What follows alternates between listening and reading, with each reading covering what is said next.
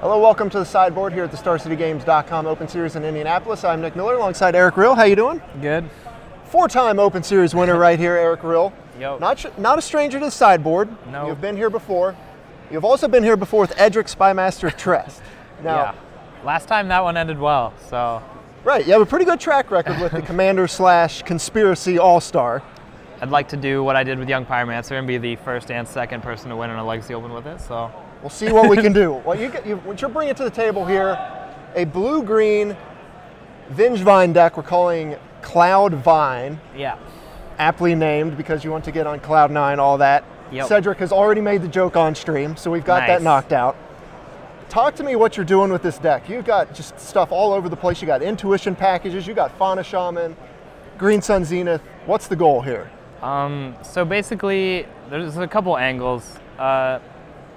It's kind of half of an Elves deck. You have, you know, the Deathrite and Green Sun and all that jazz. And instead of like Glimpse, you have a Green Sunnable Glimpse in Edric Spymaster. Right. But basically, it's a Vengevine deck. Ideally, you want to play a turn 1 Mana Dork, a turn 2 Intuition for 3 Vengevines, and turn 3 you can do a lot of things.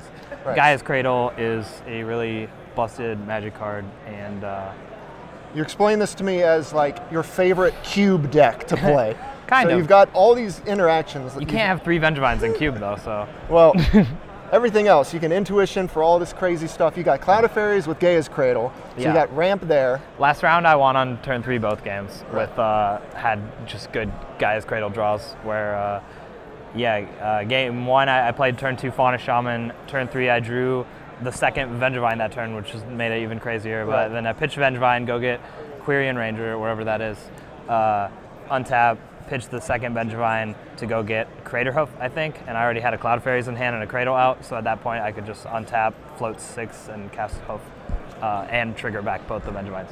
Right, so like you said, you have the Elves, you have the Elves like super fast combo stuff with, you can just get Craterhoof. I like what you got here. Yeah, we have some different Green Sun targets. Yeah.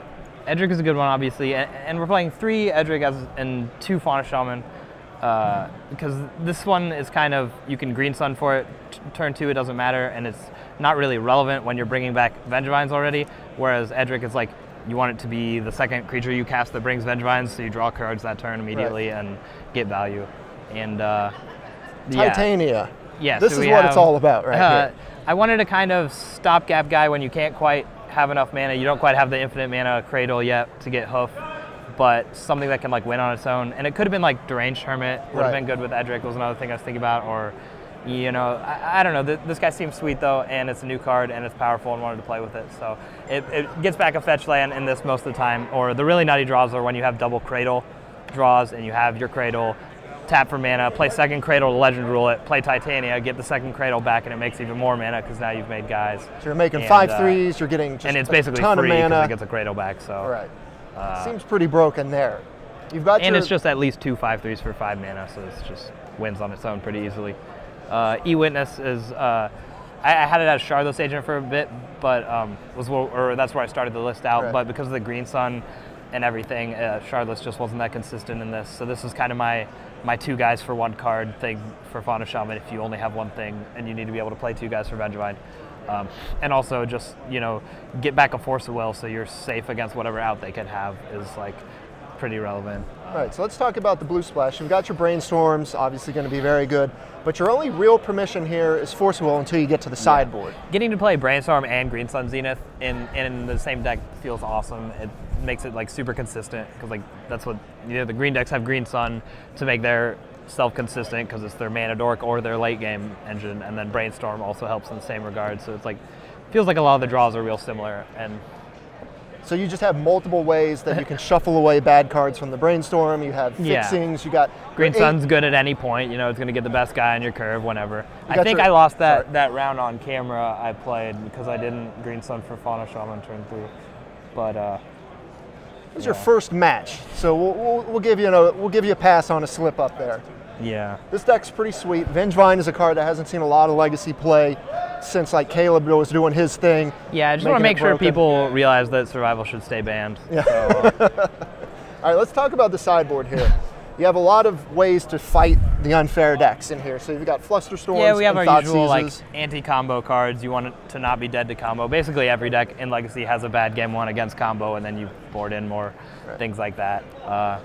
And then I just have a lot of versatile kind of other threats in the board so we can generic answers and different threats. So we can board a lot of ways into being anything from this like elves-like deck to like a bug control deck with planeswalkers and decays.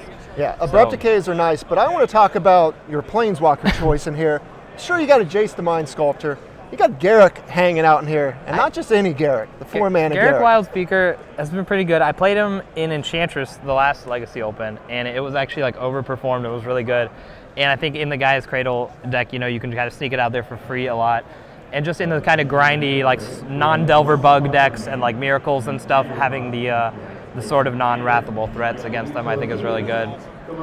Just coming from another angle. Yeah, you got a Venser, Notion Thief, and Vendilion Clicks as your kind of utility creatures / hate cards. Clicks are real good against combo, and against Deathrite Shaman decks. I mean, if you can get them there, you can play one guy and pass, and they go to Deathrite your Vengevines, and you flash your second creature and trigger them. But so as a Delver player and a Storm player as you are, what brings you to something like this? I'm just an everything player, and I always have goofy brews, and I finally put this one together, and it's been sweet. I think it's got, we'll see how good it is, but so far, I mean, last round, I wish that was the round on camera. It did some cool things.